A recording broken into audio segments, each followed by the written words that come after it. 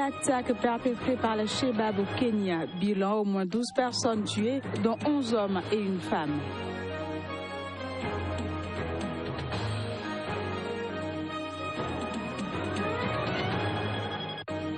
La Cour suprême angolaise va examiner la nomination d'Isabel dos Santos à la tête de la compagnie pétrolière nationale Sonangol.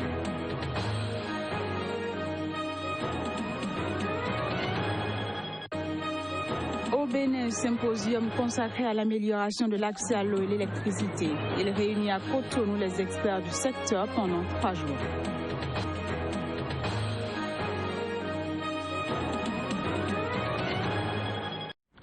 Nouvelle page de l'information sur Sika. Mesdames, Messieurs, bonjour et bienvenue. Au Kenya, au moins 12 personnes, dont 11 hommes et une femme, ont été tuées ce mardi à Mandera. C'était dans une attaque à l'explosif revendiquée par les islamistes somaliens Shebab. Reportage. La bombe artisanale a explosé dans l'hôtel Bissaro à Mandera, une ville située au nord-est du Kenya. Selon l'administrateur en charge de la sécurité dans la région, une partie du bâtiment s'est effondrée et au moins 12 personnes ont perdu la vie. Au moment de l'explosion, des forces de sécurité en patrouille ont accouru sur les lieux. Des opérations de secours ont été effectuées et environ 6 personnes sont sorties vivantes des décombres.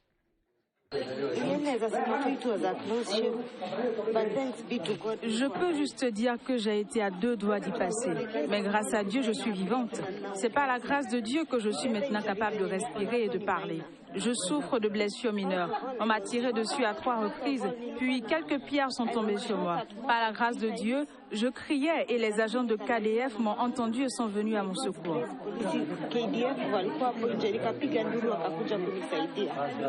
C'est sur le site de leur station Radio Andalouse que les islamistes Shebab ont revendiqué l'attaque en affirmant avoir tué 15 personnes. Lors d'une conférence de presse, le gouverneur du comté de Mandera a qualifié cette attaque d'acte odieux. Nous aimerions profiter de cette occasion pour condamner cet acte odieux perpétré par les lâches Shebab qui attaquent des Kenyans innocents pour ce qui est arrivé. Et nous voulons partager nos plus sincères condoléances aux familles touchées. Il s'agit de la deuxième attaque en moins d'1 mois dans la ville de Mandera. La première attaque, qui a eu lieu le 6 octobre dernier, avait été perpétrée contre un complexe résidentiel et 6 personnes avaient été tuées. Depuis son intervention militaire dans le sud de la Somalie en 2011 pour lutter contre les Shebab, le Kenya a été la cible de plusieurs attentats meurtriers. Même registre cette fois-ci au Mali. 3 civils ont été tués dans la nuit de lundi à mardi près de Bamako par des assaillants lourdement armés qui ont braqué un poste de péage. Cette attaque semble criminelle, mais un mobile djihadiste n'est pas exclu. Selon les premiers éléments de l'enquête, les auteurs n'ont toujours pas été identifiés. Toujours au Mali s'est tenu le 4e congrès statutaire du parti au pouvoir. Il portait notamment sur la mise en place d'un nouveau bureau politique national. Un bureau désormais présidé par le docteur Bokari Treta, précédemment secrétaire général du RPM. Le point avec Alima Bentouri. Ouvert sur un véritable conflit de leadership en son sein, le 4e congrès ordinaire du parti au pouvoir RPM s'est achevé très tard dimanche soir avec un nouveau bureau politique. Ce 4e congrès du RPM s'est tenu dans une atmosphère très tendue. Au final, c'est le secrétaire général sortant et ancien ministre Bokari Treta qui succède à Dr Boulkassoum Aïdara qui assurait l'intérim depuis l'élection du président Ibeka à la tête du pays. Pour le président sortant, ce congrès est le point de départ d'une cohésion retrouvée. Je suis convaincu que de nos assises en sortiront des équipes dirigeantes homogènes, dynamiques, disciplinées, compétentes, soudées et déterminées à accompagner le nouveau président du parti pour relever le défi du clanisme, le défi du clientélisme, le défi des querelles de positionnement afin que le RPM demeure la première force politique de notre pays durant des décennies encore. Depuis un certain temps, la vie du parti est caractérisée par de nombreux conflits de leadership en son sein, auxquels se sont ajoutés ces derniers mois les départs de plusieurs députés du parti pour d'autres horizons. Ce nouveau bureau politique du parti au pouvoir qui se donne la mission de fédérer les différentes opinions est composé de 66 membres contre 88 dans l'ancien bureau. Et déjà, ce nouveau bureau affirme soutenir la candidature du président Ibrahim Boubacar Keïta pour un second mandat en 2018. La justice angolaise va examiner un recours contre la nomination par le président José Eduardo dos Santos de sa fille Isabelle à la tête de la Sonangol, la compagnie pétrolière nationale. C'est la toute première fois que la Cour suprême angolaise étudie une décision du président de la République. Isabelle dos Santos, rappelons-le, a été nommée en juin dernier à la tête de la Sonangol.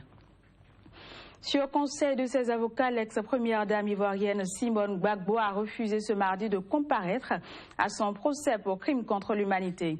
Son refus intervient au lendemain de la décision de ses avocats de suspendre leur participation à ce procès en raison de l'impossibilité de faire témoigner certaines personnalités ivoiriennes. Les images. En conformité avec la décision de ses avocats de suspendre leur participation à son procès à Abidjan pour crime contre l'humanité, l'ex-première dame Simone Gbagbo a refusé ce mardi de comparaître. Ceci parce que la Cour a refusé de faire témoigner des personnalités ivoiriennes qu'il voulait faire entendre. En effet, ce lundi, alors que devait commencer la première audience consacrée aux témoins de la défense, les avocats de Simone Gbagbo avaient demandé à faire entendre l'ancien chef de la rébellion et actuel président de l'Assemblée nationale Guillaume Soro, l'ancien premier ministre Jano Kouadio Aoussou, l'ex-ministre Charles Kofi Dibi et le directeur général de la police nationale Brendou Mbia. Mais la Cour a estimé qu'elle ne peut citer ces personnes à comparaître car aucun test ne l'autorise. Le principe de la comparution du témoin, c'est la liberté. Ils comparaissent volontairement, ils sont libres de témoigner ou de ne pas témoigner. Ils ont cité un certain nombre de témoins, ceux-là peuvent venir comme ne pas venir. Et dans tous les cas, comme nous l'ont certifié, il y a d'autres témoins dont ils sont certains de la comparution et ça a été justement renvoyé pour leur permettre de faire venir ces témoins-là pour nous dire leur part de vérité. Même si rien ne dit que la situation aura changé d'ici là, le juge a suspendu le procès pour le reporter au 3 novembre prochain. C'est le déroulement normal d'une procédure où il peut y avoir beaucoup de renvois pour telle ou telle raison, simplement pour se mettre en conformité avec la loi. Pour rappel, la cour d'assises d'Abidjan juge Simone Gbagbo depuis le 31 mai. Elle comparaît alors qu'elle purge déjà une première peine de 20 ans de prison pour atteinte à la sûreté de l'État prononcée l'an dernier. Nouvelle claque pour la Cour pénale internationale. La Gambie va elle aussi se retirer de la Cour. L'annonce a été faite hier mardi dans la soirée. Le pays accuse la CPI de persécution envers les Africains et en particulier leurs dirigeants, alors que selon lui, au moins 30 pays occidentaux ont commis des crimes de guerre, et ce depuis la création de cette juridiction sans être inquiétés. La Gambie emboîte ainsi le pas respectivement à 2 pays, à savoir le Burundi et à l'Afrique du Sud. Après le massacre survenu le 7 octobre dernier, le ministre de l'Intérieur nigérien est allé rendre visite aux réfugiés du camp de Tazali. Cette attaque qui a entraîné la mort de 22 militaires nigériens a semé la peur dans ce camp de réfugiés situé dans la région de Tawa, à quelques 400 km au nord-ouest de Niamey, la capitale. Les détails. Plus de 60 000 réfugiés vivent au Niger dans des camps proches du Mali, selon les données de l'Organisation des Nations Unies. Des immigrés qui ont fui le nord du Mali, tombés entre mars et avril 2012 sous la coupe de groupes djihadistes liés à Al-Qaïda. Désormais, ces camps de réfugiés sont menacés. Je jure par Allah que nous avons très peur. Mais maintenant que les autorités sont venues jusqu'ici pour nous rassurer, cela a un peu dissipé notre peur. Nous allons renforcer notre dispositif de défense, notre dispositif sécuritaire, mais nous allons de plus en plus impliquer les populations à la prise en charge de la sécurité par divers moyens sur lesquels nous allons nous entendre dans le cadre du dialogue qui nous permettra d'en définir les modalités. Il faut signaler que les attaques se multiplient dans ces camps de réfugiés maliens attaqués. Vaste zone désertique, très peu surveillée, La région forme un corridor de passage pour les narcotrafiquants, entre notamment la Libye et le Mali, qui disposent de relais au Niger. Rap, vol de véhicules, trafic de cigarettes et migrants clandestins y sont courants. Les cas de manque d'eau et d'électricité sont accrus dans plusieurs régions du Bénin. Afin de réfléchir pour remédier à cette situation, un symposium réunit à Cotonou pour 3 jours les experts du secteur. Il s'agit là d'une initiative de l'association Eau et électricité pour tous. Reportage. Coupure intempestive d'électricité, manque d'eau. Les populations à divers endroits au Bénin sont accablées par ces problèmes très fréquemment. Il faille donc renforcer les creusets de réflexion visant à soulager les consommateurs de leurs difficultés. C'est dans la commune de Abomey-Calavi et aussi dans la commune de Cotonou ici que beaucoup de nos concitoyens se plaignent. Aujourd'hui, à la date de l'UNA, on a reçu plus de 5000 plaintes où beaucoup se sont fait gruger de leur facture d'eau et bien sûr de l'électricité. Et cela n'a pas du tout eu l'assentiment jusqu'à ce jour. Beaucoup de plaintes n'ont pas encore été prises en compte. Le décor ainsi planté, les problèmes répertoriés, quelles sont les mesures à prendre pour assurer l'aboutissement des réflexions? Quelques pistes de solutions avec le vice-président de l'association Eau et électricité pour tous. Aujourd'hui, nous avons un peu partout dans la ville, par exemple, des déchets. Nous avons pensé à transformer ces déchets par le système biomasse, c'est-à-dire la transformation des déchets en énergie électrique, par exemple. Ça, c'est la première.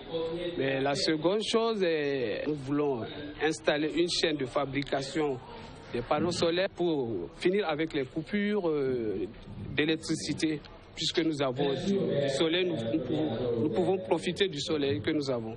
Grâce à l'énergie, nous aurons de l'eau, c'est-à-dire nous avons prévu installer dans les zones reculées des systèmes de pompes émergées qui utilisent par exemple des panneaux solaires qui pourront pomper l'eau pour servir les localités. Les experts ont 3 jours pour sortir des recommandations à soumettre aux autorités. En RD Congo, des prêtres ont dénoncé la défaillance et l'incapacité des autorités congolaises à assurer la sécurité des populations des régions du sud et du sud-est du pays. Ils sont une dizaine de prêtres à avoir déposé une lettre d'indignation auprès du maire de Lubumbashi et du gouverneur de la province du Haut-Katanga à la suite de l'assassinat d'un des leurs la semaine dernière. Joseph Moulembi Ngouli a été abattu à son domicile.